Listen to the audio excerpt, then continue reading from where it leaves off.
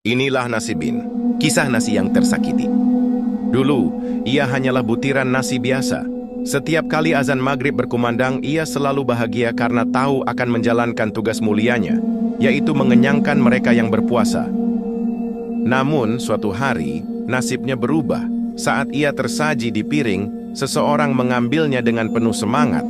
Tapi setelah 2 gigitan, orang itu bersandar, mengelus perut, dan berkata, "Aduh, kenyang banget, udah, buang aja nasinya." Tanpa rasa bersalah, ia dilempar ke tempat sampah, diabaikan begitu saja. Rasa sakit dan dendam mengubahnya. Butiran nasi yang dulu lembut kini mengeras, membentuk sosok mengerikan.